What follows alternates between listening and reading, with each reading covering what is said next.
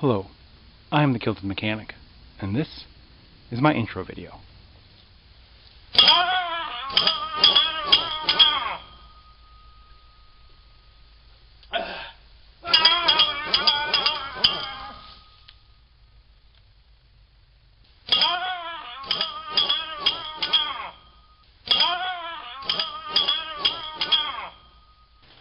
Hello, I am the Kilted Mechanic, and this is my video about automotive cleaners, lubes, sprays, coatings, protectants, aids of all sorts, chemicals.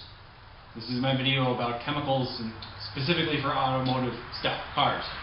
So, I was trying to make it just about a couple things, but there's so much cool stuff that's worth sharing that people may not know about. Gear oil, transmission fluid, engine oil, I haven't included that kind of stuff. Additives that you might put in your car in some capacity, I haven't included that kind of stuff. This is more stuff that you use when prepping something or working on something or assembling something. So starting all the way over here, first off we got silicone lubricant, Teflon in it. This is great when you've got any kind of rubber against rubber, plastic against plastic kind of thing that you want to lubricate. Silicone is great for that. Lock lubricant with graphite in it. This is Houdini brand. This is my favorite brand that I've used so far, but any kind of lock lubricant, it's just really handy to have around. Ignition locks, door locks, locks in your house, whatever like that. It leaves behind a fine coating of graphite, so that's a great thing to have on hand. White lithium grease in a spray can. White lithium grease is nice because it sticks and stays around for a real long time. It's not lightweight, it's pretty heavy, and the sprayable application of it is nice. You can also buy it in a tube as well, which I have some of, but that's the spray can version of it. All of these things say on the back of them exactly what they're kind of meant for and good for. I'm just giving you the highlights, what I tend to grab them and use them for. Engine degreaser, if you don't have a parts cleaner or something like that, to put your parts in, or if the parts are stuck to the motor and you don't want to take them off to clean them, you spray this on, let it sit for a while and hose it off, or you can put it in like a little Tupperware or a tub or something like that. Spray that on there. That does a great job of degreasing some nasty grimy parts so that they're much more fun to put back together. T9 is just a great waterproof lubricant. People use this a lot on their bicycles and stuff like that. I like it anytime I want a lightweight lubricant to sort of stay behind, not a heavyweight lubricant that's going to attract dust and dirt and mud and whatever else. So T9 is nice. And you can spray it on and wipe it off, or spray it on and leave it on, and it kind of varies how much sort of remains. It's designed like that. Again, instructions on the back of the can. Starting fluid, always handy to have around, last resort kind of thing. I try not to use starting fluid whenever I can, but it is nice because it flashes off real quick, and it's really handy for finding drying stuff out, like spark plug wires, or finding arcs, or finding like bad vacuum hoses, things of that nature. Spray a little starting fluid on different areas. If it sucks it up and the engine goes, then that means you've got a leak of some kind. So that's handy as a diagnostic spray. Chain and cable lube, speedometer cables, chains on motorcycles and small engine, yard and garden style equipment. Chain and cable lube is the lube you want to use in those things. Again, designed to lubricate thoroughly but not attract a bunch of dirt and debris and stuff like that, making you constantly wash stuff off. So I've tried a bunch of different penetrants. I live in Michigan, and we have winters here. If you live in a temperate climate, you probably don't know about the folly and awfulness that is rust and corrosion caused by all the salt that they apply to the roads. There's PB Blaster, Croyle, Liquid Wrench. There's a ton of different brands. I really like Seafoam Deep Creep. There's a YouTube channel called Project Farm, and he did a comparison of all of these, and he really liked Seafoam Deep Creep. It was kind of the best sort of general purpose one he found. And yeah, I agree with him. I think that's great. And check out Project Farm. His stuff's fantastic. CRC brand QD contact cleaner. Again, whatever brand you find in this is probably fine, but these contact cleaners are really great, especially for contacts buried into a plug somewhere where you can't get in there with a wire brush or whatever to clean it off, or if you're just feeling lazy and you just want to spray something on there, contact cleaner does a great job of cleaning up and freshening up those contacts. Kind of going along with contact cleaner is CRC's electrical grade multi-purpose plastic lubricant. So if you've got plastic bits in an electrical application that are spinning, like a timer motor on a washer, or different kind of things like that, this is a great lubricant for those kind of applications where you don't want to coat some nice electrical thing in WD-40 or some kind of general purpose lubricant like that. And then right along with that too is Dielectric Grease. Again, this is Permatex brand. I tend to buy a lot of Permatex products. They're widely available, so I can go get them anytime I want and know I'm going to get the same result. But whatever you find for this, CRC I think makes a aerosol spray with a little schnozzle coming off of it for this kind of stuff. Before I go through all that, the aerosol is going to dry out and go bad, and so I just buy the tube. But basically, anytime I'm reassembling any kind of electrical connection, especially on a car, especially in Michigan where I live, Dielectric Grease goes on there. Battery terminals, plugs, whatever, spark plugs, connectors, anything like that gets a little bit of Dielectric Grease to help resist corrosion in the future.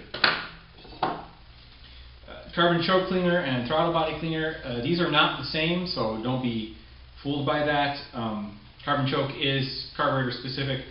Throttle body will work for carburetors just fine, but a lot of modern throttle bodies have a very specific kind of coating run through them to improve airflow performance, and carbon choke can eat away at that, so just grab the right one for your application. I know it seems silly because they kind of seem like the same sort of thing, but they're not. They're really not. So it's handy to have both of those if you have carbureted and fuel injected vehicles. Both of these leave behind a certain amount of lubricative properties as well as cleaning, carbon choke especially. What doesn't is brake clean, and this is probably by far my favorite spray of all kind. I mean, it's a jet stream of degreasing power that leaves behind no residue and flashes off really quickly. You just can't not love brake clean. I buy this by the case. It's amazing. Once you get your hands on this stuff, you'll just pick it up all the time and use it and start kicking yourself for how much brake clean you're going through, because there's just nothing quite as multi-purpose for a cleaner as brake clean is. Tri-Flow is another good multi-purpose lubricant. Really nice and thin, really nice and thin. So I mean, it just creeps into stuff really, really well. This is a great lubricant for getting into stuff like bearings in a wheel on a jack, or like a floor jack, or something like that that's kind of tough for you to get in there and really do a good job of applying a lubricant to. Tri-Flow is nice and thin and gets in there real good. I like Tri-Flow quite a bit. That kind of gets us out of the sprays and onto some other sort of stuff. This is a fun little one. So I have a soft top, best top, soft top, and this is their zipper lubricant, best top zipper lubricant, and this is great for getting the zippers on that to go up and down. If you've got any kind of soft top or any kind of zippers that get into the weather in your applications and on your vehicles, and this is even great for like zippers on a coat and stuff. This stuff's really nice. That's just a fun little one. Permatex gasket remover. I hate scraping gaskets off. Who likes scraping gaskets off? It's so necessary to get a clean mating surface whenever you're reassembling something, but it's just a giant pain in the ass. I hate scraping gaskets off, and I never get it as clean as I want to. This does a great job. You spray it on the gasket, you let it sit, foam up, the gasket comes off a lot nicer. That's handy. Again, you'll find yourself using it all the time and kicking yourself for how much of that you're going through. High temp thread sealant. This is really good stuff. If you're putting together, a plug in a water pump, or threading a fitting in for a cooling hose in a intake manifold or something along those lines, or even threading a coolant temperature sensor into something, or any kind of threaded connection really that's not a flare style fitting or something of that nature, you're going to want to put some thread sealant on it. If you've got a bolt that goes in somewhere and it's not a blind hole, it might enter a water jacket. You want to put some thread sealant on there, and this is the stuff for automotive applications. You don't want to use Teflon tape really. It's not good at resisting automotive chemicals.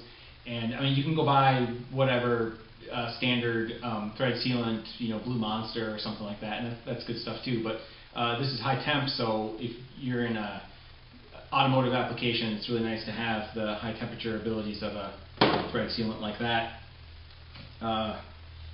Threadlocker is another one that you just can't have enough of this kind of stuff laying around. I've got the medium duty one, and then I've got the high strength one. I rarely dig into the high strength one, but as you can see, it's a new package. I mean, I've used them before, but that one happens to be brand new. I usually go for the medium duty one, and really in most bolt fastening, tightening situations, you can almost always apply either Threadlocker or anti-seize, which is another just favorite product of mine, especially in Michigan in the winter. If there's any reason I'm putting something together and think to myself I might be taking it apart ever again in its entire life, I'm going to put anti-seize on it, unless it's a torque application. It's an important note to mention about anti-seize. If you're tightening down on a bearing or a lug nut or a hub nut or anything where there's a specified torque spec that's important to from the manufacturer to make sure that stuff all stays together, anti-seize will affect that torque spec. So if you're lubricating the threads and lubricating the bolt, it's going to move easier and your torque spec is going to be off because you put anti-seize on it. So in those applications, avoid anti-seize. But it can go on something. It's great. It's wonderful. And pretty much everything could either get some Threadlocker or some anti-seize. The great thing about Threadlocker is you might think that makes it more difficult to take apart, and it does, but it also protects the threads from corrosion, so it's not going to break when it comes apart. It'll just come apart and be a little bit harder to turn, potentially, than if it was beautifully cleaned. So those are great products for those situations. What do we got next here? Aviation forma gasket. God, I feel like I'm sponsored by Permatex, don't I? I'm not. Again, they're just easy to find products and they're good. This is great stuff to coat on a gasket or make a seal of some kind. This is a brush and can style of application. It's pretty goopy, it's pretty thick, it's really tacky. It's a mess when you get it on your hands, but this is good stuff. I use this quite a bit and really like this kind of stuff, especially in applications where the factory gasket that I have isn't the best. Like cork gaskets, stuff like that, put a little bit of this on there and you'll get a little bit further. Always follow your manufacturer's specified way of installing the gasket, whether it says to use a compound like this or not use a compound like this, unless that doesn't work for you and it leaks anyway. In that case, do what you got to do to get it to seal up without adding a contaminant to your oil, gas, coolant, whatever. So that's good. I enjoy that stuff. High-tack gasket sealant. That's another sort of thing that's similar to the aviation forma gasket. This is really nice for keeping stuff in place. So if you've got some application where you've got to put a gasket on something and you've got a horizontal surface and you've got to bring it in there and mate it up and the gasket's sliding off and falling down, this is a great lightweight thing that you can apply very thin and will keep that gasket in place. This goes on a little bit thicker and sort of adds to the gasket surface if you've got imperfections. This doesn't do as much of that, but still holds the gasket nicely in place for you. And then of course you've got your RTV silicone gasket maker. They make this in all different kinds: black, red, blue, gray, high temp, low temp, oil resistant, water resistant. Handy stuff to have on hand in all of its formats, though unfortunately once you open it, it goes bad pretty quickly because RTV stands for room temperature vulcanization, which means that it starts to harden up as soon as you open it. So you open a tube of this, you go to use it 2 months later, it's dead. Frustrating, but you got to have that stuff around. It's handy. Vulcanizing cement, basically Elmer's or rubber glue. If you ever need to put a plug patch in a tire, you're going to want to use this stuff. It does a really good job of that. And then pretty much any rubber to rubber gluing kind of thing that you want to do, or bonding two things together, this is a great product for keeping things from sliding around or moving around, and a great adhesive for those applications. CRC's disc brake quiet. It's got a sticker still on it, but that's what that is. CRC's disc brake quiet. I use this every time I do a brake job on the back of the pads where it contacts the caliper. It helps eliminate disc brake squeal. It helps eliminate some disc brake dust. It helps keep those pads from dragging on the rotor by kind of adhering them to the caliper a little bit. I really like that stuff. I've been using that since I started working in automotive stuff. And along with brakes, the Sil-Glide stuff. It's a non-gumming, non-melting, weatherproof, waterproof, you know, fixes everything, magic potion kind of thing.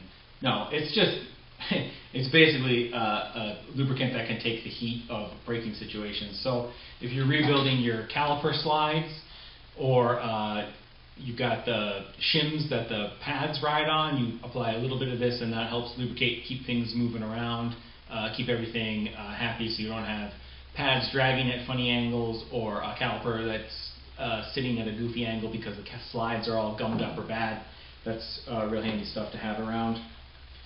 Liquid electrical tape. This is really nice if some Yahoo before you has taken those awful vampire connectors, those crimped vampire connectors, and crimped it around a wire in order to add a tap off that wire, and you remove that thing because you know that that's just a way to introduce corrosion into a wire, and you're smart enough to know that that is this terrible product to use on a car. Maybe inside where there's no weather, it'd be fine. In a car application, I don't touch those things. This is a great way of just reapplying that sheeting to the cable that's been damaged by that vampire connector, and other times when you don't want to smoosh a bunch of electrical tape onto something. I hate electrical tape, makes a big mess, leaves a bunch of gummy stuff behind. If I know I don't have to get it off again, this is a great way of protecting a wire.